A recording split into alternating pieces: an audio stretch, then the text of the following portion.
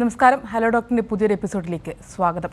ഇന്ന് സർവ്വസാധാരണമായി പലരും കണ്ടുവരുന്ന ഒരു പ്രധാനപ്പെട്ട ആരോഗ്യ പ്രശ്നമാണ് ഫാറ്റി ലിവർ എന്ന് പറയുന്നത്.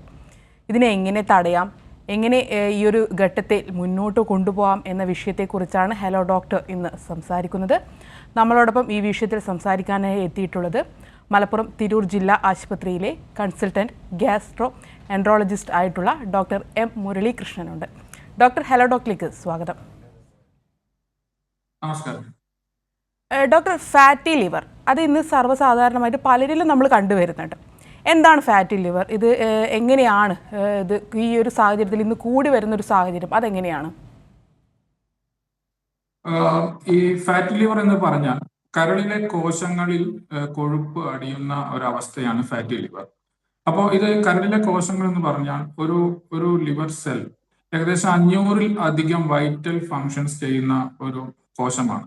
അപ്പോൾ ഇത്തരം ഒരു സ്ഥലത്താണ് ഈ ഫാറ്റ് അഥവാ കൊഴുപ്പ് അടിയുന്നത്. അതുകൊണ്ടാണ് ഇത് വളരെ ഇമ്പോർട്ടൻ്റ് ആയിട്ട് വരുന്നത്. അപ്പോൾ ഈ ഫാറ്റി ലിവർ പല കാരണം കൊണ്ടുണ്ടാവാം. പണ്ട് വളരെയധികം ഇത് കണ്ടിരുന്നത് മദ്യപിക്കുന്ന ആളുകളിലായിരുന്നു. പക്ഷേ ഇപ്പോ മദ്യപിക്കാത്ത ആളുകളിലും ഇത് കണ്ടുവരുന്നു. അപ്പോൾ അങ്ങനെയാണ് ഇതിനെ ഫാറ്റി ലിവർ ഡിസീസിനെ നമ്മൾ രണ്ടായിട്ട് തരംതിരിക്കും. ഒന്ന് ആൽക്കഹോൾ കൊണ്ടുണ്ടാകുന്ന ഈ ആൽക്കഹോളിക് ഫാറ്റി ലിവർ ഡിസീസും, പിന്നെ മദ്യപാനം ഇല്ലാത്ത രോഗികൾ, അതായത് മദ്യപിക്കാത്ത ആളുകളിൽ അല്ലെങ്കിൽ വളരെ മിതമായി മദ്യപിക്കുന്ന ആളുകളിൽ കാണുന്ന non alcoholic fatty liver disease. അപ്പൊ ഇന്നത്തെ നമ്മൾ പ്രധാനമായിട്ട് ഇന്ന് നമ്മൾ ഡിസ്കസ് ചെയ്യാൻ പോകുന്ന തന്നെ ഈ നോൺ ആൽക്കഹോളിക് ഫാറ്റി ലിവർ ഡിസീസിനെ കുറിച്ചാണ്. ഇത് അല്ലാതെ നമ്മൾ ഈ ചില മരുന്നുകൾ കൊണ്ട് ഈ ഹാർട്ടിന് കാർഡിയാക് ചില ഡ്രഗ്സ്, ചില അണുബാധകൾ, ഹെപ്പറ്റൈറ്റിസ് സി പോലത്തെ അണുബാധകൾ, പിന്നെ ചില ജനിതക രോഗങ്ങളിലൊക്കെ നമ്മൾ ഫാറ്റി ലിവർ ഡിസീസ് കാണാറുണ്ട്. വ്യക്തമാണ് ഡോക്ടർ.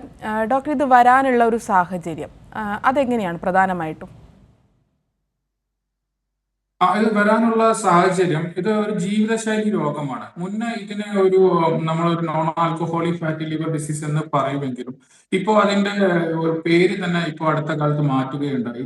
ഇത് metabolic dysfunction associated liver disease എന്നാണ് ഇപ്പോൾ ഇതിനെ നമ്മൾ പുതിയതായിട്ട് പുനർനാമം ചെയ്തിട്ടുള്ളത്. അതിന്റെ കാരണം ഇത് ജീവിതശൈലി രോഗമാണ്. ജീവിതശൈലിയോട് ബന്ധപ്പെട്ട് ഉള്ള ഒരു രോഗമായിട്ട് ഇതിനെ തിരിച്ചറിഞ്ഞിട്ടുണ്ട്. അപ്പോൾ നമ്മൾ ഈ പ്രമേഹം, പ്രഷർ, ഇതിനൊക്കെ എങ്ങനെ നമ്മൾ ചികിത്സിക്കുന്നു അതുപോലെ ഇതിനെ നമ്മൾ ഇനി നേരിടണം എന്നാണ് പുതുതായിട്ടുള്ള കണക്കുകൾ പറയുന്നത്. ഇങ്ങനെ പറയാനുള്ള കാരണം, നമ്മൾ ഒരു 40 കൊല്ലം മുന്നേ ഒക്കെ non alcoholic fatty liver disease എന്നൊരു അസുഖം ഉണ്ട് എന്ന് ഇങ്ങനെ ഒരു സംശയം പറഞ്ഞിരുന്ന ഒരു അസുഖമായിരുന്നു ഇത്. പക്ഷേ ഇന്ന് ലോകത്തെ മൊത്തം കണക്ക് എടുക്കുകയാണെങ്കിൽ ഒരു 30% ആളുകളെ ഫാറ്റി ലിവർ ബാധിച്ചിട്ടുണ്ട്. അതായത് 3-ൽ ഒരാളെ ഫാറ്റി ലിവർ ഡിസീസ് ലോകത്ത് ബാധിച്ചിട്ടുണ്ട്. ഇത് ഇന്ത്യയിലേക്ക് വരികയാണെങ്കിൽ ഒരു 35% മുതിർന്നവരിൽ ഫാറ്റി ലിവർ ഡിസീസ് ഉണ്ട്. ഞാനത് പറയാം, ഫാറ്റി ലിവർ ഡിസീസ് ഉണ്ടെന്ന് പറയുമ്പോൾ അത് എല്ലാവരും ഗുരുതരമായ അസുഖമല്ല എല്ലാവർക്കും. ഇനി ഇപ്പൊ ഒരു നമ്മൾ കേരളത്തിലെ ഒരു അവസ്ഥ എടുക്കുകയാണെങ്കിൽ 50% ആളുകൾക്ക് ഫാറ്റി ലിവർ ഡിസീസ് ഉണ്ട് എന്നാണ് കണക്ക്. അതായത് 2-ൽ ഒരാൾക്ക് ഫാറ്റി ലിവർ ഡിസീസ് ഉണ്ട്. അപ്പൊ ഇത് എങ്ങനെയാണ് വരുന്നത്? ഇതിന് പ്രധാനമായിട്ടുള്ള കാരണം നമ്മളുടെ അമിതവണ്ണം അല്ലെങ്കിൽ പൊണ്ണത്തടി, അമിതവണ്ണം, പിന്നെ വ്യായാമത്തിലെ കുറവ്, പിന്നെ സെഡൻഡറി ലൈഫ് സ്റ്റൈൽ, അതായത് നമ്മൾ എപ്പോഴും ഇരിക്കുന്ന ഒക്കെ ജോലി ചെയ്യുന്ന ആളുകളാണെങ്കിൽ അതാണ് മറ്റൊരു പ്രധാന കാരണം. ഇനി പിന്നെ നമ്മളിപ്പോ പ്രമേഹമുള്ള ആളുകളാണ്, പ്രഷറുള്ള ആളുകളാണ്, തൈറോയ്ഡ് ഡിസീസ് ഒക്കെ ഉണ്ടെങ്കിൽ ഇതെല്ലാം അതിനൊക്കെ കറക്റ്റായി ചികിത്സിച്ചിട്ടില്ലെങ്കിൽ ഇതെല്ലാം ഫാറ്റി ലിവർ ഡിസീസിൽ ആയി മാറാനുള്ള സാധ്യത വളരെ അധികമാണ്. ശരി ഡോക്ടർ. ഡോക്ടർ ഇപ്പോൾ ഒരുപാട് കാരണങ്ങൾ പറഞ്ഞു. പിന്നെ ഇന്ന് നമ്മൾ കഴിക്കുന്ന ഭക്ഷണം പണ്ടത്തെ കാലത്തുള്ളത് പോലെയല്ല, ഒരുപാട് മാറ്റങ്ങളുണ്ട് നമ്മൾ കഴിക്കുന്ന ഭക്ഷണത്തിൽ. അങ്ങനെയാണെങ്കിൽ ഭക്ഷണത്തിലൂടെ ഇത് നമ്മുടെ ശരീരത്തിലേക്ക് വരാനുള്ള സാധ്യതകൾ അത് എത്രത്തോളമാണ്? അതായത് നമ്മൾ ഏതൊരു ഭക്ഷണം, ഇനിയിപ്പോ അതൊരു ഷുഗർ ഉള്ളതായിക്കോട്ടെ അല്ലെങ്കിൽ ഒരു സാധാരണ പ്രോട്ടീൻ ഭക്ഷണം, ഏതൊരു ഭക്ഷണവും നമ്മൾ ശരീരം അത് നമ്മൾ ആവശ്യം കഴിഞ്ഞാൽ അത് സൂക്ഷിച്ചു വെക്കും. സാധാരണ ഇത് അഡിപ്പോസ് ടിഷ്യൂ എന്ന് പറഞ്ഞാൽ നമ്മൾ കൊഴുപ്പ് ഉള്ള കോശങ്ങളിലാണ് ഇത് സൂക്ഷിച്ചു വെക്കാം. അപ്പൊ അത് കഴിഞ്ഞാൽ ഇത് എവിടെയെങ്കിലും ഇത്രയൊരു ഫുഡ് എന്തെങ്കിലും ശരീരത്തിൽ സൂക്ഷിച്ചു വെക്കണമല്ലോ, അതിനുള്ള ഒരു സെല്ലാണ് ലിവർ സെൽ. അപ്പൊ അത് നമുക്കൊരു ഭാവിയിൽ എന്തെങ്കിലും ഒരു ഇത് വരുമ്പോൾ ഉപയോഗിക്കാൻ വേണ്ടിയാണ് അങ്ങനെ എടുത്തു വെക്കുന്നത്. അപ്പൊ ഏതൊരു ഭക്ഷണം അമിതമായി കഴിച്ചാൽ എന്തായാലും അത് കൊഴുപ്പായിട്ട് ശരീരം സൂക്ഷിച്ചു വെക്കും. അത് അങ്ങനെ സൂക്ഷിച്ചു വെക്കുന്ന ഒരു സ്ഥലമാണ് ലിവർ സെൽ. അപ്പൊ ഞാൻ ഈ പറഞ്ഞ പോലെ ലിവർ സെല്ലിന് ഒരു പരിധിയുണ്ട്. അപ്പൊ ആ പരിധിയിൽ കടക്കുമ്പോഴാണ് ഈ പ്രശ്നങ്ങൾ തുടങ്ങുന്നത്. അപ്പൊ എല്ലാ ഭക്ഷണവും അമിതമായി കഴിച്ചാൽ ഫാറ്റി ലിവറിലേക്ക് തന്നെയാണ് പോകുന്നത്. എന്നാലും നമ്മളിപ്പോ വളരെ ഒരു ഇതിൽ പറയുകയാണെങ്കിൽ നല്ല ഷുഗർ, ഡയറക്റ്റ് ആയിട്ടുള്ള ഷുഗേഴ്സ്, അതായത് പഞ്ചസാര, വെല്ലം, തേൻ, കൽക്കണ്ടം, ഇതൊക്കെ ഡയറക്റ്റ് ആയിട്ടുള്ള ഷുഗറാണ്. അതുപോലെ ഫ്രക്ടോസ്, നമ്മൾ ജ്യൂസുകളിലൊക്കെ ചേർക്കുന്ന സിറപ്പുകൾ, കോൺ സിറപ്പുകൾ, ഇതൊക്കെ ഡയറക്റ്റ് ആയിട്ടുള്ള ഷുഗറുകളാണ്. ഇതെല്ലാം പെട്ടെന്ന് തന്നെ കൊഴുപ്പായി സൂക്ഷിച്ചു വെക്കുകയാണ് ചെയ്യുക. പിന്നെ റെഡ് മീറ്റുകൾ, ഇതെല്ലാം പ്രശ്നങ്ങളാണ്. ഓയിലുകളിൽ നമ്മൾ ഒരു ദിവസം 1-2 സ്പൂൺ മാത്രമാണ് ഓയിൽ യൂസ് ചെയ്യാൻ പാടുള്ളൂ എന്നാ പറയാറ്. പക്ഷെ നമ്മൾ യൂസ് ചെയ്യുന്ന ഓയിലുകളുടെ അളവ് വളരെ അധികമാണ്. അപ്പോൾ ഈ ഗീ, നെയ്യ്, വെണ്ണയൊക്കെ ഡയറക്റ്റ് ആയി കൊഴുപ്പായിട്ട് തന്നെ സൂക്ഷിച്ചു വെക്കും. വ്യക്തമാണ് ഡോക്ടർ. ഡോക്ടർ ഇപ്പം നമ്മൾ പറഞ്ഞു, കാരണങ്ങളൊക്കെ പറഞ്ഞു. അപ്പോൾ ഇത് വരാതിരിക്കാൻ നമ്മൾ പ്രധാനമായിട്ടും ശ്രദ്ധിക്കേണ്ട കുറച്ച് കാര്യങ്ങൾ എന്തായാലും ഉണ്ടാവും. അതെന്തൊക്കെയാണ്? വരാതിരിക്കാൻ അത് നമ്മൾ രണ്ടു തരം, ഒരു സാധാരണ ഒരു ജീവിതശൈലിയുള്ളവർ, ഇതുവരെ ഒന്നും ഡിസീസ് ഇല്ലാത്ത ഒരാളെ കുറിച്ചാണല്ലോ നമ്മളിപ്പോ പറയുന്നത്. അങ്ങനെയാണെങ്കിൽ അവർക്ക് ഈ ഒരു സെഡൻഡറി ലൈഫ് സ്റ്റൈലിൽ നിന്നുള്ള മാറ്റങ്ങൾ വരുത്തുക. അതായത് ഇപ്പോൾ ഒരു ഈ ബൈക്കൊക്കെ ഉപയോഗിക്കുക, വെറുതെ ചെറിയ ദൂരത്തിന് ബൈക്കൊക്കെ ഉപയോഗിക്കുകയാണെങ്കിൽ നമ്മൾ അതൊക്കെ ഒഴിവാക്കുക. വ്യായാമത്തിനുള്ള എന്തെങ്കിലും ഒരു സമയം കണ്ടെത്തുക. ഒരു ആഴ്ചയിൽ 5 ദിവസമെങ്കിലും വ്യായാമം ചെയ്യാനുള്ള അത് കണ്ടെത്തുക. ഭക്ഷണം കഴിക്കുമ്പോൾ നമ്മൾ വളരെ ശ്രദ്ധയോടെ കഴിക്കുക. നമ്മൾ ആ ഒരു പ്ലേറ്റിലേക്ക് ഭക്ഷണം എടുക്കുമ്പോൾ തന്നെ അതിനെ വളരെ ക്ലിയർ ആയി ശ്രദ്ധയോടെ കൂടെ നമ്മൾ എടുക്കേണ്ടി വരും. ഭക്ഷണം പതുക്കെ കഴിക്കുക. നമ്മൾ ചിലപ്പോൾ പലപ്പോഴും ഭക്ഷണം വിശപ്പ് ശരീരം അറിയുമ്പോഴേക്കും നമ്മൾ ഭക്ഷണം കഴിച്ചു കഴിഞ്ഞിട്ടുണ്ടാവും.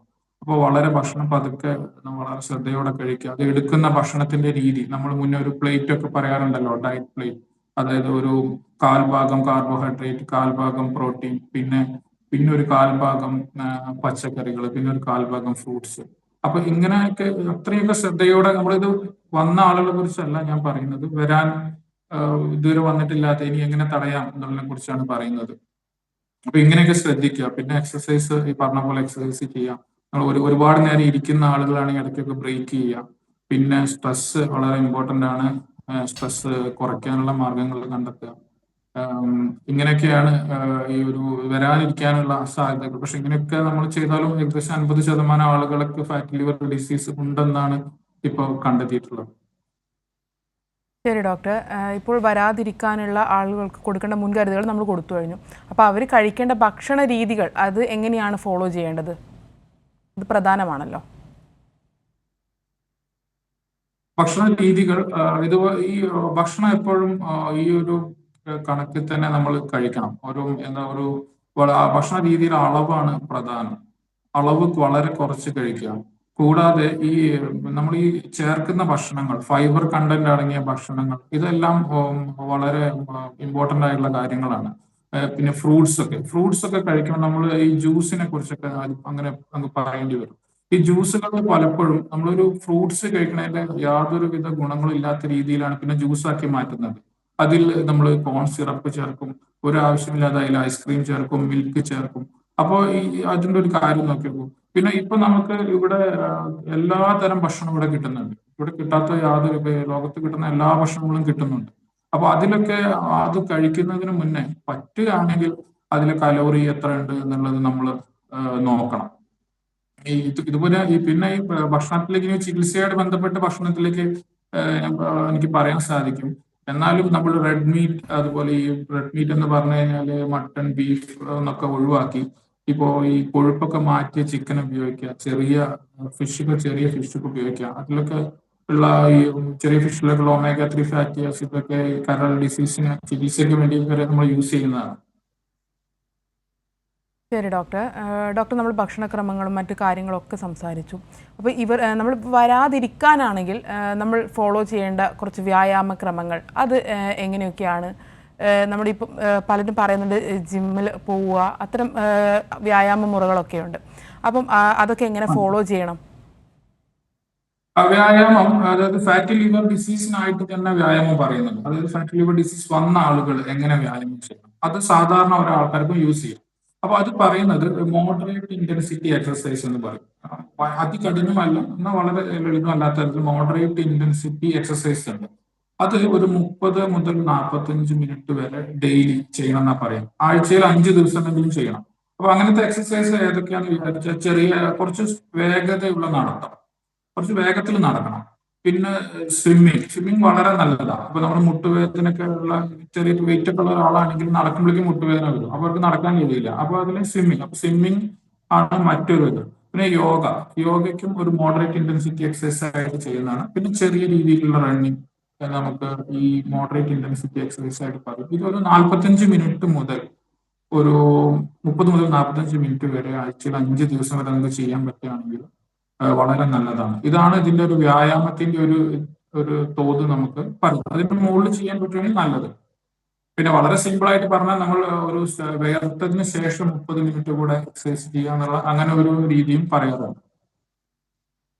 ശരി ഡോക്ടർ, വളരെ വ്യക്തമാണ്. ഡോക്ടർ, വേറൊരു ആയിട്ട് അറിയേണ്ട ഒരു വിഷയം എന്താണെന്ന് വെച്ചാൽ, നമ്മൾ ഈ ഒരു ഫാറ്റി ലിവർ നമ്മുടെ ശരീരത്തിൽ വന്നു കഴിഞ്ഞാൽ അത് മറ്റ് അവയവങ്ങളെ ബാധിക്കുന്നുണ്ടോ, അല്ലെങ്കിൽ മറ്റൊരു രോഗലക്ഷണങ്ങളിലേക്ക്, അല്ലെങ്കിൽ മറ്റൊരു രോഗത്തിനെ അത് കാരണമാക്കുന്നുണ്ടോ? അത് ഒരു വളരെ നല്ലൊരു ക്വസ്റ്റ്യൻ ആണ്. അതിൽ കാരണം ഇത് പലർക്കും അറിയാത്തൊരു കാര്യമാണ്. ഫാറ്റി ലിവർ ഡിസീസ് എന്ന് പറഞ്ഞാൽ ലിവറിനെ മാത്രം ബാധിക്കുന്ന ഒരു അസുഖമാണെന്ന് വിചാരിക്കുന്നുണ്ട്. പക്ഷെ അങ്ങനെയല്ല, ഇതൊരു സിസ്റ്റമിക് ഡിസീസാണ്. ഫാറ്റി ലിവർ ഡിസീസ് ഒരുപാട് അസുഖങ്ങളായിട്ട് ബന്ധപ്പെട്ട് ഉണ്ടെന്നുള്ളത് കണ്ടെത്തിയിട്ടുണ്ട്. അതിന്റെ കാരണം ഞാൻ ഈ മുന്നേ പറഞ്ഞ കാര്യം തന്നെയാണ്. ഈ 500-ലധികം വൈറ്റൽ ഫങ്ഷൻസ് ആണ് ലിവർ ചെയ്യുന്നത്. അപ്പൊ ഈ ഇതിലെല്ലാം പോരായ്മകൾ വരും. ഈ ഫാറ്റി ലിവർ ഉള്ള 30 മുതൽ 40% ആളുകൾക്ക് കാർഡിയാക് ഡിസീസ് ഉണ്ടെന്ന് കണ്ടെത്തിയിട്ടുണ്ട്. അത് ഹാർട്ട് അറ്റാക്ക് ഇതെല്ലാം വരുന്നത് ഫാറ്റി ലിവർ ഡിസീസ് ഉള്ള ആളുകൾക്കുണ്ടെന്ന് കണ്ടെത്തിയിട്ടുണ്ട്. അത് വളരെ തെളിഞ്ഞായിട്ടുള്ള പഠനങ്ങളാണ് അത്. പിന്നെ പിത്തസഞ്ചിയിലെ കല്ല് ഫാറ്റി ലിവർ ഡിസീസിനോട് അസോസിയേറ്റഡ് ആണ് കണ്ടുപിടിച്ചത്. നമുക്ക് ഇപ്പൊ ഒരു ചെറുപ്പക്കാരിലൊക്കെ കാണാം PCOD, പോളിസിസ്റ്റിക് ഓവേറിയൻ ഡിസീസ്, അതായത് അണ്ടാശയത്തിൽ കുമിളകൾ വന്ന് പല മെൻസ്ട്രുവൽ പ്രോബ്ലംസ് ഉള്ള അത് ഫാറ്റി ലിവർ ഡിസീസിനോട് കൊണ്ടുണ്ടാകുന്ന എന്നുള്ളത് ഇപ്പൊ പഠനങ്ങൾ തെളിയിച്ചിട്ടുണ്ട്. എല്ല് തേയ്മാനം, ഓസ്റ്റിയോപോറോസിസ്, ഇത് ഫാറ്റി ലിവർ ഡിസീസിന് ഉണ്ടാകുന്നതെന്ന് കണ്ടെത്തിയിട്ടുണ്ട്. ഇത് കൂടാതെ നമ്മൾ പലപ്പോഴും ഇത് വിശ്വസിക്കാൻ തന്നെ പ്രയാസമായിരിക്കും. നമ്മൾ ആമാശയത്തിലെ ക്യാൻസർ, പാൻക്രിയാസിലെ ക്യാൻസർ, ഇതെല്ലാം ഫാറ്റി ലിവർ ഡിസീസ് കൊണ്ടാണെന്ന് നമ്മൾ ഇത് ലിവറിന്റെ അസുഖത്തെ കുറിച്ചല്ല, ലിവറിനെ ബാധിക്കാത്ത മറ്റ് അവയവങ്ങളെ ബാധിക്കുന്ന അസുഖങ്ങളെ കുറിച്ചാണ് ഞാൻ ഈ പറഞ്ഞത്. ശരി ഡോക്ടർ, ഇപ്പോൾ നമ്മളോടൊപ്പം ഒരു പ്രേക്ഷകൻ കൂടി ചേരുന്നുണ്ട്. തൃശ്ശൂരിൽ നിന്നും സാജനാണ്. സാജൻ, ഡോക്ടറോട് ചോദിച്ചോളൂ. ഡോക്ടർ, ഞാൻ ഒരു വർഷത്തിന് മുമ്പ് സ്കാനിങ് ചെയ്തപ്പോൾ ലിവറിലെ ഫാറ്റി ലിവർ ഉണ്ടെന്ന് പറഞ്ഞു. ഒരു മോഡറേറ്റ് കണ്ടീഷനാണ്. അത് എങ്ങനെയാണ് അത് റിവേഴ്സൽ എന്ന് പറഞ്ഞാൽ, ഡോക്ടർ പറഞ്ഞത് റിവേഴ്സൽ സാധിക്കും ഫുഡിലൂടെ എന്ന് പറഞ്ഞു. അതെങ്ങനെയാണ് അത് സാധിക്കുക, എങ്ങനെയാണ് ആ ഫുഡ് ചെയ്യേണ്ടതെന്ന് അറിയാൻ വേണ്ടിയിട്ടാണ്.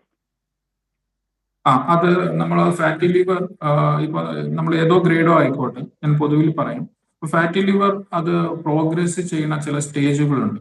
അപ്പോ അതായത് ആദ്യം നമ്മൾ കൊഴുപ്പടിയും, അതിനെ നമ്മൾ സ്റ്റിയറ്റോസിസ് എന്ന് പറയും. അപ്പൊ ഞാനിത് പറഞ്ഞതിന് ശേഷം താങ്കൾ ഏത് സ്റ്റേജിലാണെന്ന് ഇപ്പൊ എനിക്ക് പറയാൻ കഴിയും.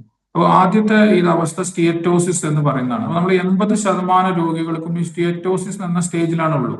ഈ ഇതിലൊരു 20% ആളുകൾക്കാണ് സ്റ്റീറ്റോ ഹെപ്പറ്റൈറ്റിസ് എന്ന ഇത് വരും. സ്റ്റീറ്റോ ഹെപ്പറ്റൈറ്റിസ് അതായത് ഇൻഫ്ലമേഷൻ വരും, ഒരു വീക്കം വരും കരളിൽ. അപ്പൊ അങ്ങനെയുള്ള ആളുകൾക്ക് SGPT ഹൈ ആയിരിക്കും. SGPT ഒരു 3 ടൈംസ് ഒക്കെ ഹൈ ആയിരിക്കും. അതായത് ഒരു 100-നടുത്തൊക്കെ SGPT എന്ന് പറഞ്ഞാൽ ലിവറിലെ എൻസൈമിന്റെ അളവാണ് ഞാൻ SGPT എന്ന് ഉദ്ദേശിച്ചത്.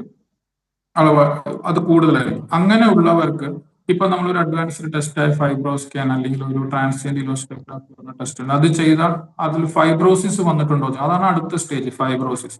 ഇത് കഴിഞ്ഞാണ് സിറോസിസ് എന്ന അസുഖം വരുന്നത്.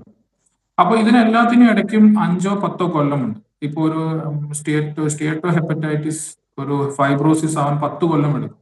ഈ ഫൈബ്രോസിസ് സിറോസിസ് എടുക്കാൻ പിന്നെ ഒരു 10 കൊല്ലം എടുക്കും. അപ്പൊ നമുക്ക് ഇത്രയും കാലയളവ് നമ്മുടെ കയ്യിലുണ്ട്. പക്ഷെ ഇതിലൊരു ഫൈബ്രോസിസ് വന്ന രോഗി ആദ്യത്തെ 2-3 സ്റ്റേജിൽ മാത്രമേ നമുക്ക് തിരിച്ചു കൊണ്ടുവരാൻ പറ്റൂ.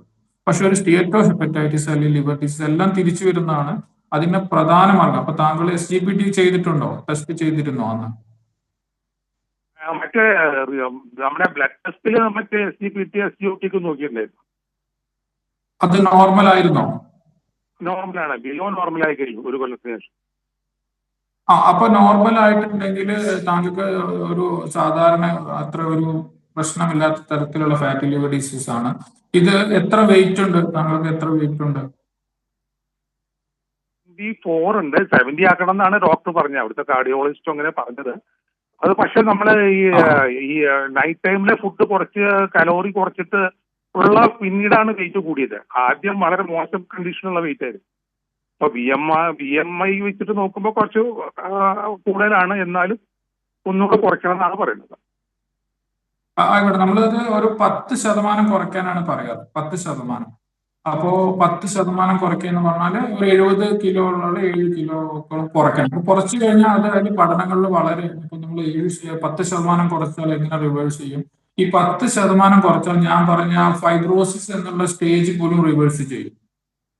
അങ്ങനെ തന്നെയാണ് കാണുന്നത്.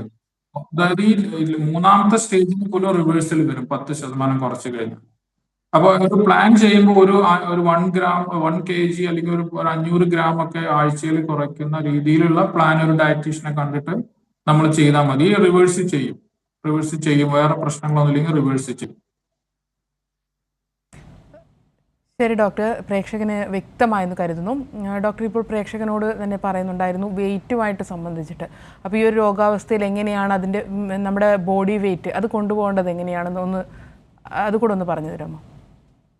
ആ വെയിറ്റ് ഞാൻ പറഞ്ഞ പോലെ തന്നെ ഈ വെയിറ്റ് എന്ന് പറയുമ്പോൾ നമ്മൾ ആ ഇതിന്റെ ഒരു കൊഴുപ്പിന്റെ അളവിനോട് ബന്ധപ്പെട്ട് കിടക്കുന്നതാണ്. അപ്പോൾ വെയിറ്റ് ഒരു 10% കുറയ്ക്കണം എന്നാണ് ഞങ്ങൾ പറയാറ്. ഫാറ്റി ലിവർ ഡിസീസ് ഉള്ളവർക്ക് 10%, അത് 5% കുറച്ചാൽ അതിന്റെ അഡ്വാൻറ്റേജ് വേറെയാണ്, 7% കുറച്ചാൽ, പക്ഷെ 10% കുറച്ചാൽ വളരെ നല്ലതാണ്. അത് നമുക്ക് കുറയ്ക്കാനായി ചിലപ്പോൾ അങ്ങനെ പെട്ടെന്ന് പറ്റുമൊന്നുമില്ല. പക്ഷെ പെട്ടെന്ന് കുറയുന്നെന്ന് വിചാരിക്കില്ല ആൾക്കാർ, പെട്ടെന്ന് അതിന് ഇതായി പോകും, കുറയുന്നില്ലല്ലോ എന്നുള്ള വിഷമത്തിൽ. പക്ഷെ സമയമെടുക്കും, വെയിറ്റ് കുറയും. നമ്മൾ അതിൽ ഭക്ഷണത്തിൽ ശ്രദ്ധ വേണം, അതിൽ കലോറികൾ നമ്മൾ റെസ്ട്രിക്ട് ചെയ്യണം, കൂടാതെ വ്യായാമം നടത്തണം. ഈ ഭക്ഷണങ്ങൾ കുറച്ച് പ്രയാസമുള്ള കാര്യമാണ്, നമ്മൾ മരുന്ന് കഴിക്കുന്ന അത്ര എളുപ്പമൊന്നുമല്ല. പക്ഷെ വെയിറ്റ് കുറച്ച് കഴിഞ്ഞാൽ, പല അസുഖങ്ങൾക്കും അങ്ങനെ വെയിറ്റ് കുറഞ്ഞാൽ കുറയില്ലല്ലോ, പക്ഷെ ഇത് വെയിറ്റ് കുറച്ചാൽ അത്ര ഒരുപാട് സ്റ്റേജിൽ പറയുന്നുണ്ട്. ഈ ഒരു 10% നമുക്ക് വെയിറ്റ് കുറയ്ക്കാൻ കഴിയുകയാണെങ്കിൽ fatty liver disease of fibrosis എന്ന് പറഞ്ഞാൽ മൂന്നാമത്തെ സ്റ്റേജിൽ നിന്ന് പഴയ പോലെയാവും. അപ്പോൾ 10% വെയിറ്റ് കുറയ്ക്കണം എന്നാണ് നമ്മൾ സ്ട്രിക്റ്റ് ആയിട്ട് പറയാറ്. ശരി ഡോക്ടർ, വളരെ വ്യക്തമാണ്. ഡോക്ടർ, ഇതുമായി സംബന്ധിച്ച് നമുക്കിപ്പോൾ നമ്മുടെ ശരീരത്തിൽ ഫാറ്റി ലിവർ ഉണ്ട് എന്ന് തിരിച്ചറിയാൻ വേണ്ടി മറ്റ് ഒരു ഇത് കാണിച്ചു തരും. അപ്പോൾ അതെങ്ങനെയൊക്കെയാണ്, അതിൻ്റെ മറ്റ് ലക്ഷണങ്ങൾ അതെങ്ങനെയൊക്കെയാണ്? ഇത് വളരെ പ്രധാനപ്പെട്ട ക്വസ്റ്റ്യൻ ആണ്. പക്ഷേ ഇതിന്റെ ഈ ഒരു അസുഖത്തിന്റെ പ്രധാന പ്രശ്നം, ഇതിന് ലക്ഷണങ്ങൾ ഇല്ല. ഒരു 80% 90% ആളുകൾക്ക് ഇത് രോഗലക്ഷണമില്ല. അപ്പൊ രോഗലക്ഷണം ഇല്ലാത്തത് കാരണം തന്നെ മറ്റ് രോഗങ്ങൾക്ക് വേണ്ടി സ്കാൻ ചെയ്യുമ്പോഴോ ഒക്കെയാണ് നമ്മൾ ഈ ഫാറ്റി ലിവർ ഉണ്ട് എന്ന് തന്നെ അറിയുന്നത്. അല്ലെങ്കിൽ ഇതിന് രോഗലക്ഷണങ്ങളില്ല. പക്ഷെ അപൂർവമായിട്ട് ചില ആളുകൾ ചെറിയ ക്ഷീണമൊക്കെ, ഈ സ്റ്റേറ്റോ ഹെപ്പറ്റൈറ്റിസ് എന്ന് പറഞ്ഞ സ്റ്റേജ് ഞാൻ പറഞ്ഞല്ലോ, അവിടെ ആളുകൾക്ക് ചെറിയ ക്ഷീണം പറയാറുണ്ട്. പിന്നെ വലത് ഭാഗത്ത് ലിവർ ചെറിയ വീക്കം വരുമ്പോൾ വയറിന്റെ വലത് ഉൾഭാഗത്തായിട്ട് ചെറിയ അസ്വസ്ഥത, വേദന, ഇതൊക്കെ പറയുകയുള്ളൂ. അല്ലാതെ ഫാറ്റി ലിവർ ഡിസീസിന് ലക്ഷണങ്ങളില്ല. ഇനി ഫാറ്റി ലിവർ ഡിസീസിന് അങ്ങേ അറ്റത്തെ സ്പെക്ട്രം എടുക്കുകയാണെങ്കിൽ സിംറ്റംസ് ഉണ്ട്. അതായത് കാലിൽ നീര് വരിക, വയറിൽ നീര് വരിക, ചെറിയ മഞ്ഞപ്പിത്തം വരിക. പക്ഷെ അതൊക്കെ ഫാറ്റി ലിവർ കഴിഞ്ഞ് ഞാൻ പറയുന്നത് 4ാമത്തെ സിറോസിസ് എന്ന് പറഞ്ഞ സ്റ്റേജിലാണ്. അപ്പോൾ അത് കണ്ടെത്തിയിട്ട് നമുക്ക് പ്രത്യേകിച്ച് കാര്യങ്ങളൊന്നുമില്ല. അങ്ങനെ കണ്ടെത്തുകയാണെങ്കിൽ ഒന്നുകിൽ അദ്ദേഹത്തിന് ലിവർ ട്രാൻസ്പ്ലാന്റ് ചെയ്യേണ്ടി വരും, അല്ലെങ്കിൽ ഒരുപാട് കാലം ഒരുപാട് മരുന്നുകൾ കഴിച്ച് ജീവിക്കേണ്ട അവസ്ഥയാണുള്ളത്. അപ്പോൾ ഇതിന്റെ പ്രാരംഭ ഘട്ടത്തിൽ ഇതിന് ലക്ഷണങ്ങളില്ല. അപ്പൊ നമ്മൾ സ്ക്രീൻ ചെയ്യണം. അതാണ് ഇതിന്റെ നമ്മളൊരു പ്രധാന ഒരു എയിം തന്നെ.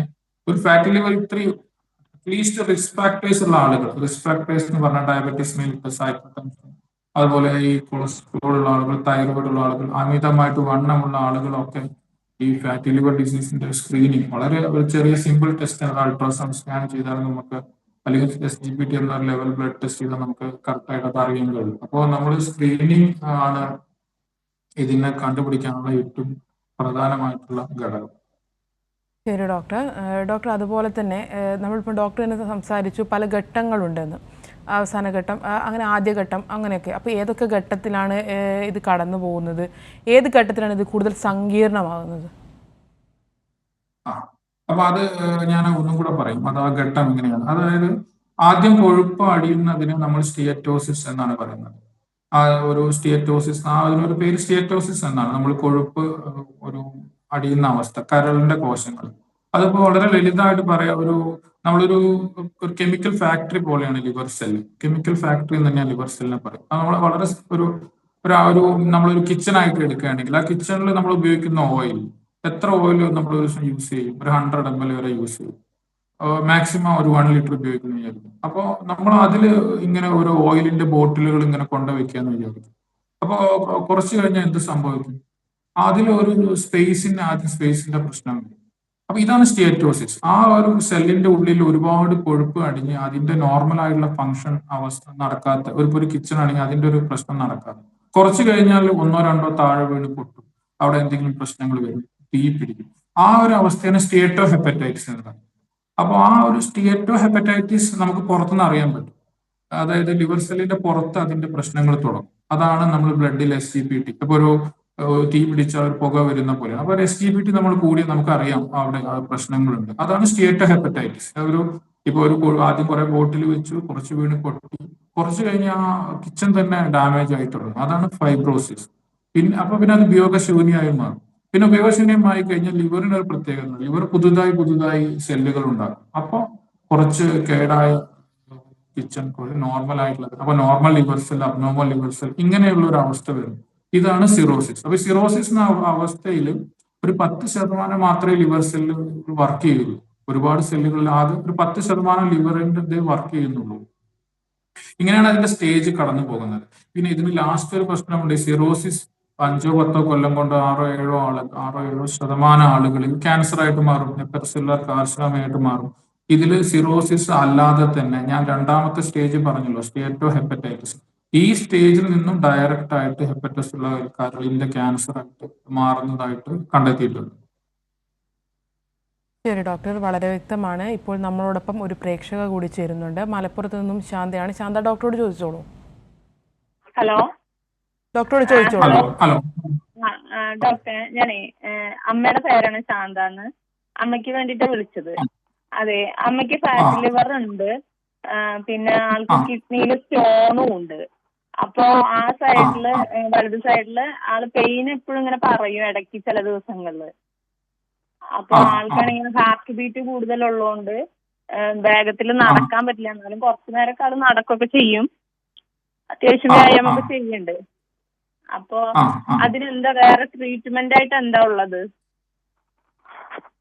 അത് ഫാറ്റി ലിവർ നമ്മൾ അത് ഏത് സ്റ്റേജിലാണെന്നുള്ളത് നമ്മൾ കണ്ടെത്തണം. ഞാൻ ഈ പറഞ്ഞ പോലെ തന്നെ, അതായത് സിമ്പിൾ ആയിട്ടുള്ള ഒരു ഫാറ്റി ലിവർ ആണോ അതോ ഈ ഹെപ്പറ്റൈറ്റിസ് ഉണ്ടോ എന്ന് കണ്ടെത്തണം. അദ്ദേഹം വെയിറ്റ് ഉള്ള ആളാണോ, കുറച്ച് തടിയൊക്കെ ഉള്ള ആളാണോ? കുറച്ച് തടി, ആൾക്ക് യൂട്രസ് ഒക്കെ എടുത്ത് കളഞ്ഞിട്ടുള്ളതാണ്.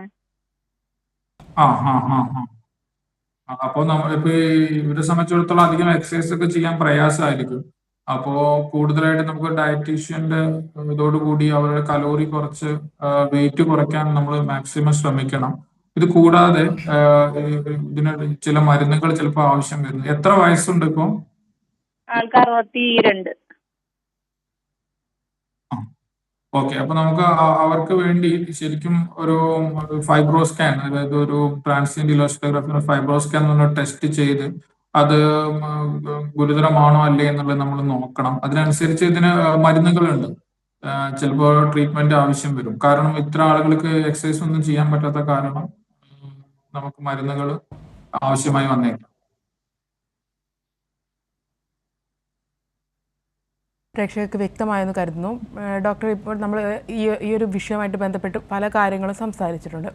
നമ്മുടെ സംസ്ഥാന സർക്കാർ ഇതുമായിട്ട് ബന്ധപ്പെട്ടിട്ട് പല പ്രൊജക്റ്റുകളും സർക്കാർ ആശുപത്രികളിൽ കൊണ്ടുവരുന്നുണ്ട്. അതിൻ്റെ ഭാഗമായിട്ട് രാജ്യത്ത് ആദ്യമായിട്ട് ജില്ലാ ആശുപത്രികളിൽ ഒരു ഫാറ്റി ലിവർ ക്ലിനിക്ക് സ്ഥാപിക്കുന്നതായിട്ട് കുറച്ച് മുൻപ് തന്നെ ആരോഗ്യമന്ത്രിയൊക്കെ പറഞ്ഞിട്ടുണ്ടായിരുന്നു. അപ്പോൾ അതിൻ്റെ പ്രവർത്തനങ്ങൾ എന്തൊക്കെയാണ്, അതിൻ്റെ ആ പ്രൊജക്റ്റുമായിട്ട് ബന്ധപ്പെട്ടുള്ള കുറച്ച് കാര്യങ്ങൾ കൂടി ഒന്ന് പറയാൻ പറ്റുമോ? ഇത് നമ്മൾ ഇങ്ങനെ ആദ്യമായിട്ടാണ് ഒരു ഫാറ്റി ലിവർ ക്ലിനിക് എന്ന ഒരു കൺസെപ്റ്റിൽ ഒരു പൈലറ്റ് പ്രൊജക്റ്റായി മലപ്പുറം ജില്ലയിൽ തിരൂർ ജില്ലാ ആശുപത്രിയിൽ ആരംഭിക്കാൻ പോവുകയും. ഇതൊരു നല്ല സമയത്താണ് തുടങ്ങുന്നത്. കാരണം ഇത്രയും കാലം ഇതൊരു non alcoholic fatty liver disease എന്ന് പറഞ്ഞ് അപ്പൊ അത് നമ്മൾ എവിടെയും ഉൾപ്പെടുത്താൻ കഴിയാത്ത ഒരു രീതിയിലാണ് ഇത് ഉണ്ടായിട്ടുള്ളത്.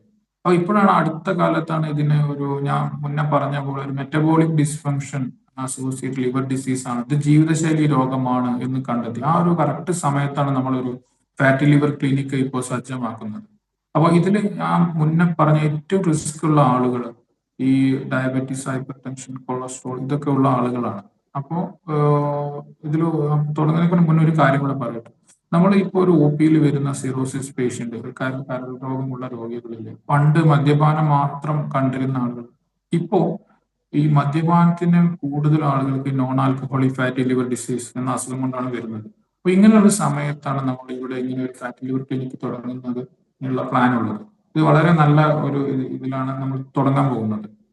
ഇപ്പൊ തിരൂർ ജില്ലാ ആശുപത്രിയിൽ ഇത് തുടങ്ങുന്നതിനായിട്ട് ഞാൻ ഗ്യാസ്ട്രോൻട്രോളജിസ്റ്റിന് പുറമെ 2 ഡോക്ടേഴ്സ്, 2 സ്റ്റാഫ് നഴ്സ്, ഒരു ഡയറ്റീഷ്യൻ, ഒരു ലാബ് ടെക്നീഷ്യൻ, ഇങ്ങനെ ഒരു ടീമാണ് ഇവിടെ ഒരുക്കിയിട്ടുള്ളത്.